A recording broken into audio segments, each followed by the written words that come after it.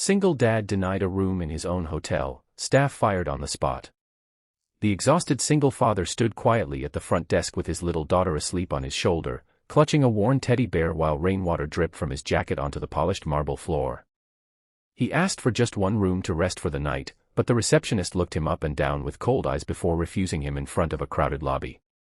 Guests watched in silence as security was called, unaware that the tired man they were humiliating was the true owner of the luxury hotel they proudly worked in. Before we continue, if you believe kindness, respect, and second chances can change lives, please take a moment to like this video, leave a comment, share it with someone you care about, and subscribe to Bright Kindness. Your support helps us bring more emotional stories that remind the world compassion still exists. Ethan Brooks had built the Mason Grand Hotel from nothing more than a dream, endless determination, and years of sacrifice. After losing his beloved wife Emily to a sudden illness, he became both father and mother to his 6-year-old daughter Lily. Every business meeting, every sleepless night, and every difficult decision was made with one goal in mind: to create a future where Lily would never have to wonder if tomorrow would be better than today. Although Ethan owned one of the most successful hotel chains in the country, almost no one recognized him because he avoided publicity. He believed leadership happened behind the scenes, not in front of cameras. That evening, Ethan had returned unexpectedly from visiting one of his remote hotel properties. A violent storm had forced him to cancel his private transportation, leaving him soaked, exhausted, and carrying his sleeping daughter through the heavy rain. His wallet and luggage had been misplaced during the confusion at the airport, leaving him with only his phone, which had completely died hours earlier. He smiled despite his circumstances, knowing the Mason Grand was only minutes away. Surely, spending one quiet night in his own hotel would be simple. Instead, he was greeted with suspicion. Jessica, the front desk supervisor, barely glanced at his tired face before deciding what kind of man stood before her.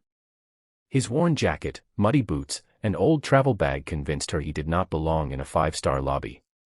She interrupted him before he could explain, insisting that every room required immediate payment and valid identification. Ethan calmly tried to describe the situation, hoping compassion would replace policy, but every word only seemed to make her more impatient. Several guests whispered among themselves as Lily shifted slightly in her sleep. One elderly woman looked heartbroken watching the little girl rest against her father's shoulder, but nobody stepped forward. Jessica finally crossed her arms and ordered security to escort Ethan outside before he disturbed other guests. The security guard approached slowly, but unlike everyone else, he noticed something unusual. Ethan never argued. He never raised his voice. Instead, he gently adjusted Lily's blanket so she wouldn't wake up in the cold. There was quiet dignity in the way he accepted humiliation. Just as security reached for the door, the hotel's regional operations director walked through the entrance after returning from a late meeting. His eyes widened the instant he recognized Ethan. The entire lobby froze. The director rushed across the marble floor, apologized repeatedly, and addressed Ethan with unmistakable respect. Within seconds, every employee realized the impossible truth. The tired father standing before them wasn't an ordinary traveler. He owned the hotel. Jessica's face turned pale as the reality crashed over her. Her confident expression disappeared, replaced by disbelief and fear.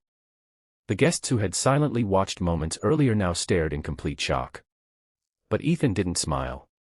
He didn't seek revenge. He simply looked around the lobby, not as a wealthy businessman, but as a father wondering how many ordinary families had been treated exactly the same way. He quietly asked for the guest complaint records from the past year. What he discovered broke his heart. Dozens of complaints described families, elderly travelers, veterans, and exhausted parents being judged by their appearance before receiving service. Many had simply chosen never to return.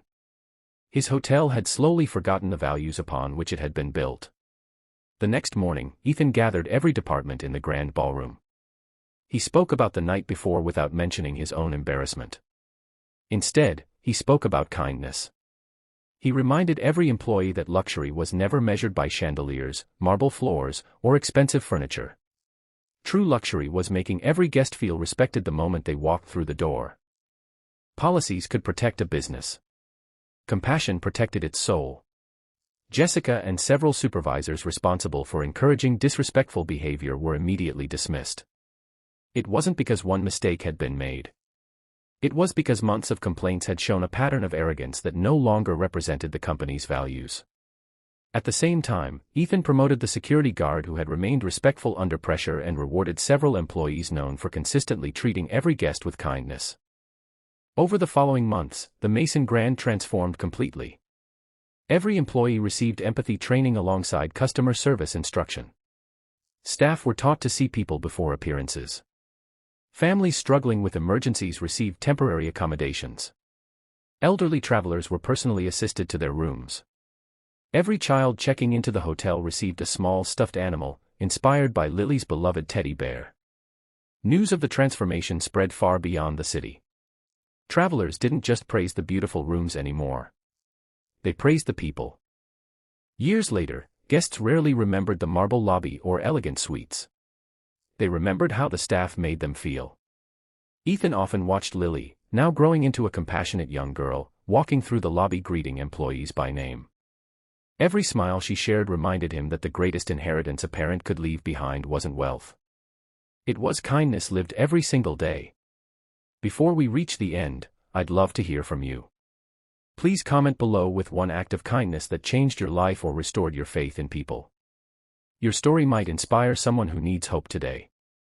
As Ethan looked around the hotel one quiet evening, he realized that buildings could always be rebuilt, businesses could always recover, but a single moment of compassion could stay in someone's heart forever. The room he had been denied became the reason thousands of future guests would never again feel invisible. Sometimes the greatest leaders are not remembered for the companies they built, but for the humanity they protected. If this story touched your heart, please like this video, leave a heartfelt comment, share it with your friends and family, and subscribe to Bright Kindness. Together, we